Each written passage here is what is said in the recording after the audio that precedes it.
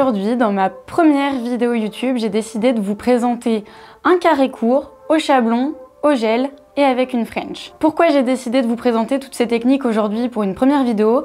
Tout simplement parce que pour moi le chablon c'est la meilleure technique aujourd'hui pour rallonger des ongles et les avoir parfaits. Des ongles vraiment bien finis et qui soient le plus fin possible parce que plus c'est fin, plus c'est beau. Attention, pas trop fin non plus parce que sinon ça casse. Ensuite le carré et la French parce que c'est des techniques qui reviennent à la mode depuis cet hiver, fin d'année. Carré court et une French, alors French blanche, French revisitée. Elle peut se mettre un petit peu à toutes les sauces, j'ai envie de dire. Mais dans cette vidéo-là, en tous les cas, ce sera une French blanche avec une petite touche de fantaisie parce qu'on va la faire mat. Voilà, je vous laisse avec la vidéo. Vous pouvez retrouver mes formations sur formation.nailhome.com. Donc je commence par repousser mes cuticules avec mon repousse cuticule. Et ensuite, je vais venir passer mon embout flamme dans les deux sens, donc en sens forward et en sens reverse.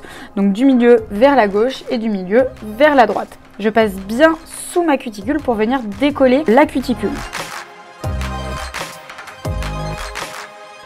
Ensuite, je dépoussière et je vais venir passer mon embout boule pour vraiment dégager ma cuticule et je vais le passer dans les deux sens. On le voit pas à la caméra mais je le passe bien dans les deux sens et je fais la même chose avec l'embout de tonneuse. Ensuite, je vais venir passer une boule un petit peu plus grosse que celle qu'on a vue précédemment et je vais couper ma cuticule à l'aide de cette boule là. C'est-à-dire que j'ai fait une manicure russe et encore une fois, je ferai une formation spécifique sur la manicure russe. Ensuite, je vais venir passer mon buffer sur toute ma plaque ongulaire avant de commencer mon rallongement, ce qui va me permettre de matifier mon ongle. Ensuite, je viens mettre du spray désinfectant sur mon ongle et je vais venir enlever la poussière à l'aide d'un petit pinceau.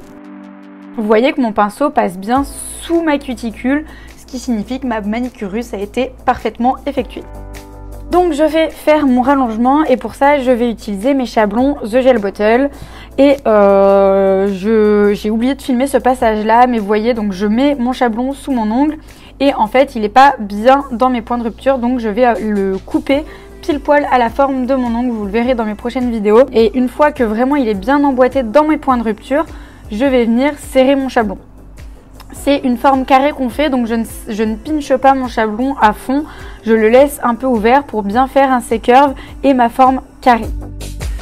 Une fois que je suis satisfaite de mon chablon, je vais venir passer un coton imbibé d'acétone sur tout mon ongle et je vais venir mettre ma base sur mon ongle. Donc là, c'est la Rubber Base de chez The Gel Bottle.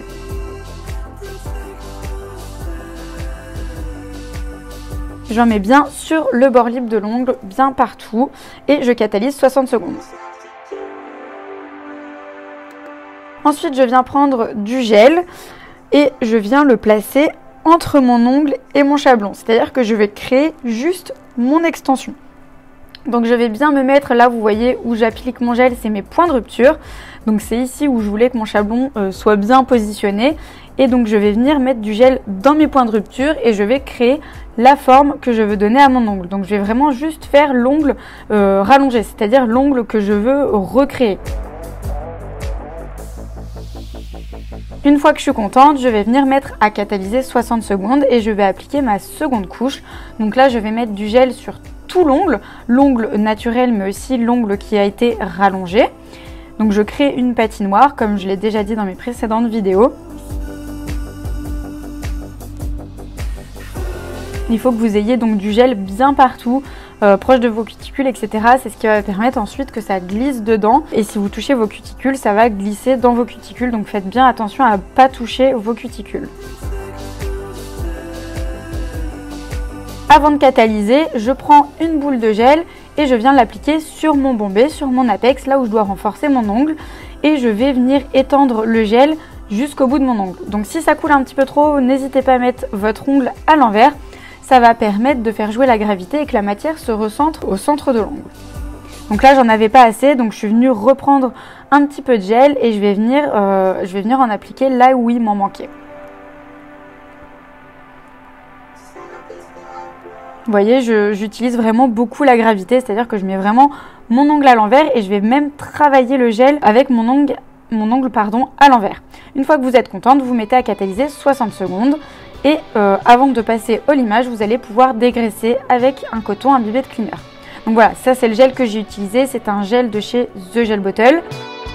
Et c'est un gel qui a viscosité moyenne, c'est-à-dire qu'il est auto-égalisant, mais il coule quand même un petit peu. C'est-à-dire que vous ne pouvez pas faire tous vos ongles d'un coup, vous êtes obligé de faire ongle par ongle. Avant de commencer le limage de la construction, je vais d'abord limer ma forme, c'est-à-dire que je vais faire ma forme carrée sur le bord libre de mon ongle, je vais le mettre bien droit, ça va me permettre de me rendre compte de ce qui reste à limer en termes d'épaisseur. Ensuite, je vais pouvoir remonter un petit peu mes arêtes, donc ce que vous avez sur les côtés de votre ongle, et donc un carré c'est vraiment droit, donc il faut que sur les côtés ce soit vraiment bien droit. Ensuite, je vais limer mes parallèles. Donc c'est-à-dire les deux côtés de mon ongle. Si c'est un peu trop épais sous votre ongle, vous pouvez faire comme je le fais avec un embout de ponceuse. Vous pouvez donc passer dessous pour venir bien désépaissir l'épaisseur qu'il y aurait en trop sur votre ongle.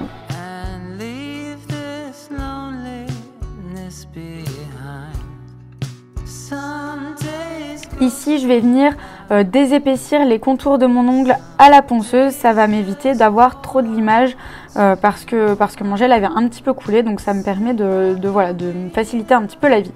Donc je vais limer, comme je vous disais, mes deux côtés. Donc côté droit, côté gauche. Je vais limer le dessus de mon ongle. Et ensuite, voilà, vous allez pouvoir peaufiner le limage de votre ongle. Et une fois que vous êtes vraiment bien satisfaite, que votre ongle est fin, pas trop non plus, c'est-à-dire que vous avez quand même un bombé, un apex, vous allez pouvoir passer votre buffer partout sur votre ongle. Ça va éviter qu'il y ait des traces de lime sur votre ongle. Et ça va enlever toutes les petites arêtes qui se seraient créées pendant le limage. Ensuite, avant de passer votre couleur, vous allez pouvoir mettre du spray désinfectant sur votre ongle. Ça va vous permettre d'enlever toute la poussière comme tout à l'heure.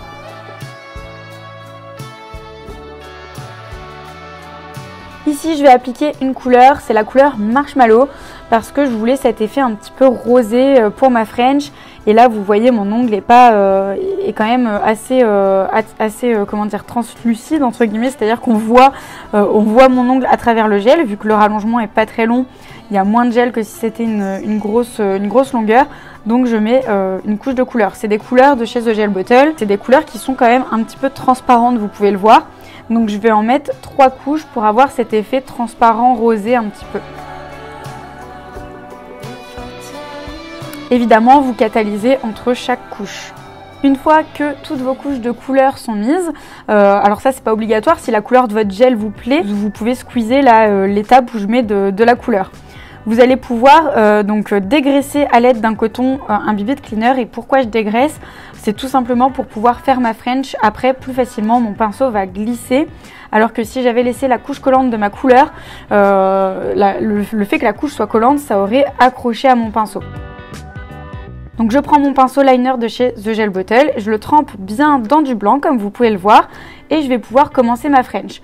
Donc moi, quand je dessine mes French, je la fais donc à main levée et je la dessine d'une traite, c'est-à-dire que je ne me fais pas de repères, je ne me fais pas des petits points de repères. Il y en a qui se font un point de chaque côté au niveau des points de rupture et un point au milieu pour s'aider à dessiner la French. Moi, je la dessine à main levée. Donc je commence toujours par mes côtés, là où il y a mes points de stress, mes points de rupture. Et je viens descendre après par la suite pour faire mon sourire.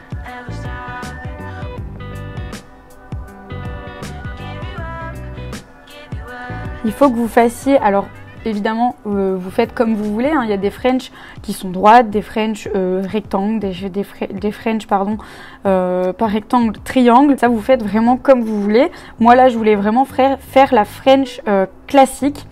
Et donc pour ceci, je viens bien arrondir sur les côtés pour bien faire ce beau sourire. Une fois que votre French est dessiné, vous allez pouvoir toujours avec votre pinceau liner et votre blanc pouvoir remplir ce qu'il y a entre là où vous avez dessiné et le bord libre de votre ongle. Une fois que le sourire est dessiné, ça se remplit assez facilement. Il faut vraiment au début se focaliser sur ce sourire pour qu'il soit parfait et ensuite vous remplissez votre ongle avec le blanc.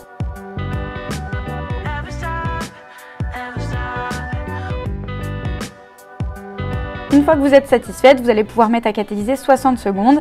Et là, c'est au choix. Soit vous appliquez une finition mate ou sinon une finition brillante. Moi j'ai appliqué donc une finition mat parce que je trouvais ça sympa comme effet. Les finitions mat, elles sont quand même assez capricieuses, donc faut pas les mettre en couche trop épaisse ni en couche trop fine, mais la qualité de la finition mat joue beaucoup pour avoir vraiment un mat parfait. Et voilà le résultat.